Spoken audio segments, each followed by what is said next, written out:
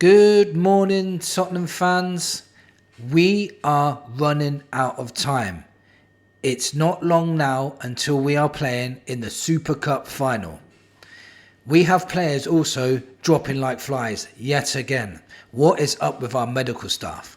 In today's video, I want to talk about 8 players that are going to be loaned out this transfer window. One of them has actually shocked me.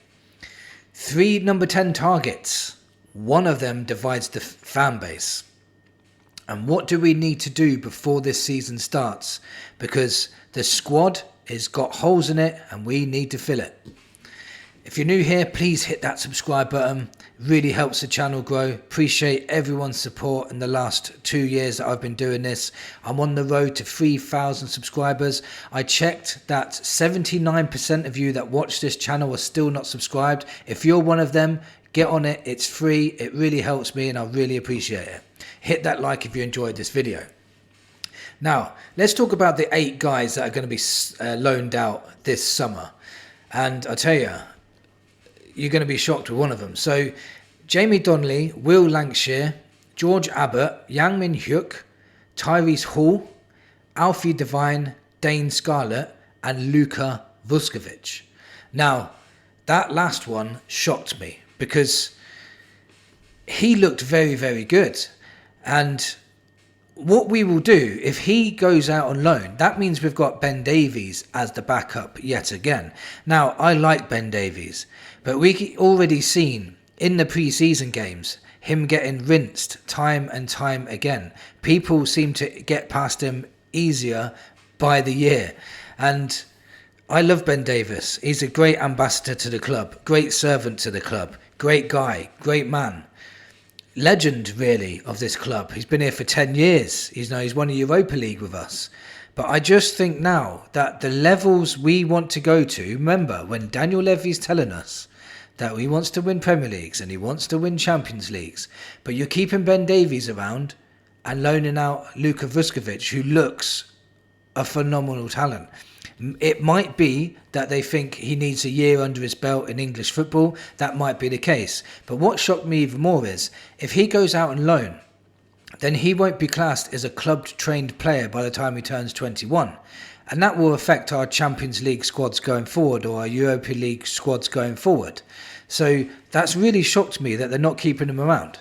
Especially because, Van der Ven, Romero, very injury-prone. If those two go down, then we're left with, and Dragushin's already injured, so we're left with Danso and Takai, but Takai is already injured, so we've got Danso and Davies. If anything happens to Romero and Van der Ven when the season starts, because remember, last season, they both got injured in the same game. So can you imagine if that happened again? We'll be left with Danso and Davies at the back. And if anything, God forbid, happens to them, we've got Archie Gray at the back again.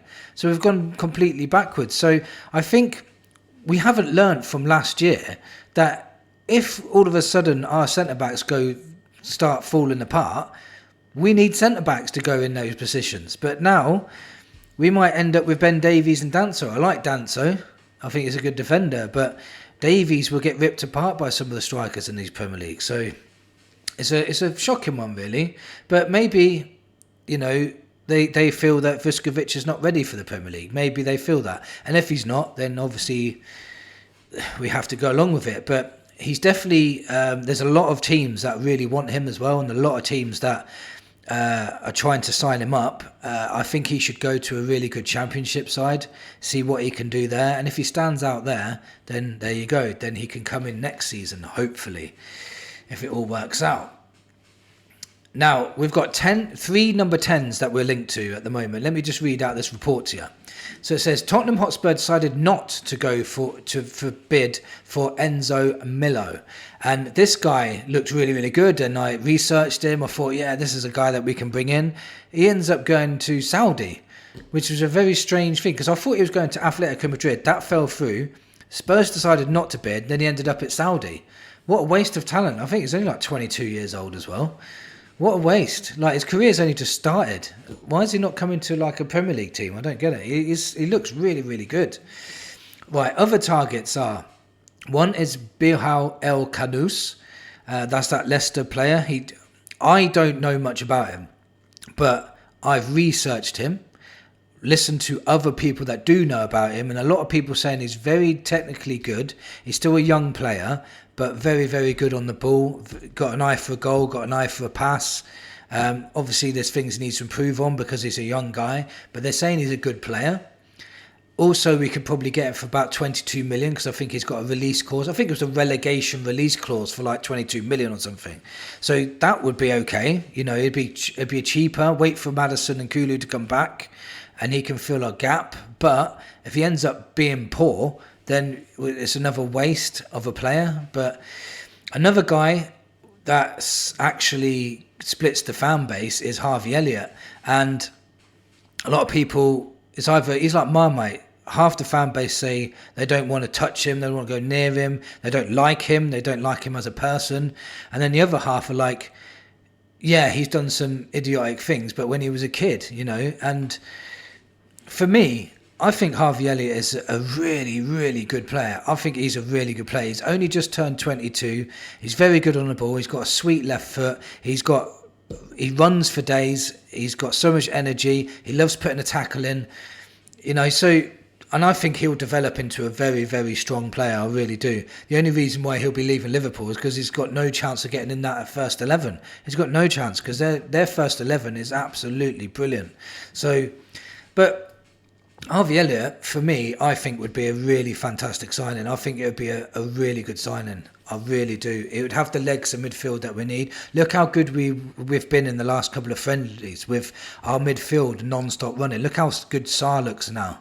Now that he is based around how Sarr's strengths. So the way Frank plays will really go to Elliott's strengths as well. So I think it would be a really top signing. It really would. And the people that don't think he'll be a top signing, the only thing that you can say, is you don't want him. That's fine. But he could prove you wrong, and then I won't have to say anything. The last one that we're linked to is Mikkel Damsgaard. Now, this one makes more sense than all of them, and this is probably the one that's most realistic and most likely to be done. He hit double figures for assists in the Premier League last season and got 2 goals. He obviously played for Frank last season with Brentford. He plays in the number 10 role. He's got great work rate on him. His output for goals is really poor, but assists, he's very, very good. So that could be a realistic chance. We'd get him for quite a, I think we'd get him for less than 30 mil. So he would be a bargain player, but is he good enough? Would you put Damsgaard in over Maddison if Maddison was fit? Probably not.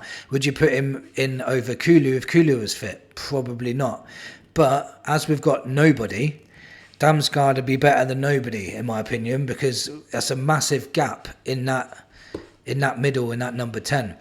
I'm not I'm not an expert on Damsgaard, but I don't know whether he'll be able to play Champions League football level. I just don't know. He might prove me wrong, but I just don't know. He's never done it before, or has he? I don't know. I don't know his career, to be honest, but we'll see. But that seems like the most realistic part, to be honest.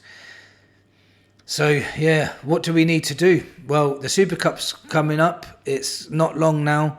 I think, we're on the 4th of August now. And so, 9 days away? Something like that. So, that is not long at all. And we need to get in a number 10. We need to get in a left forward, in my opinion. We still need a striker and we still need left back. I think we could get away with not having a left back if we get luck with injuries. If we have a poor amount of injuries again, then we may be in trouble. But it's the forward line that really needs improving, in my opinion.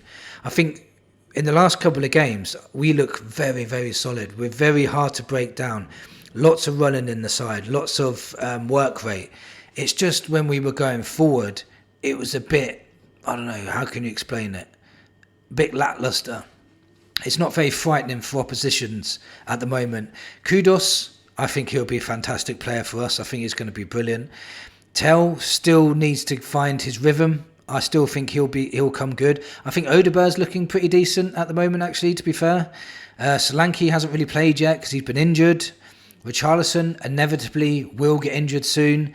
We've got Sonny's gone now. Mikey Moore's gone out on loan. Solomon's, I think, injured again, but I think they want to sell him as well. We definitely need a left-sided player, something with a little oomph. People were talking about Rodrigo again.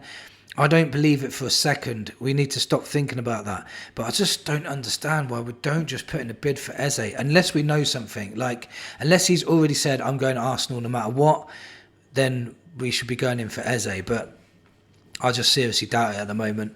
I 100% doubt Rodrigo will come to Spurs as well. But the talks are still there. I think the talks will always be there until Rodrigo finds a club, to be honest. It was the same with Conor Gallagher last year.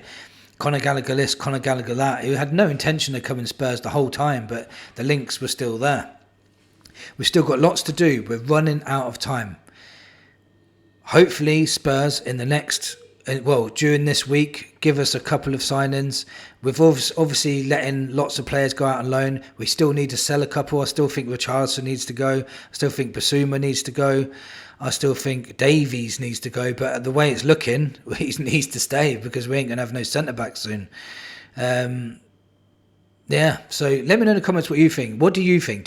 What do you think we need? What do you think should be our priority? And what do you think about Vuskovic going out alone? Do you think he deserved to stay for the little amount of time that we saw him? Thank you for watching, and come on, you Spurs.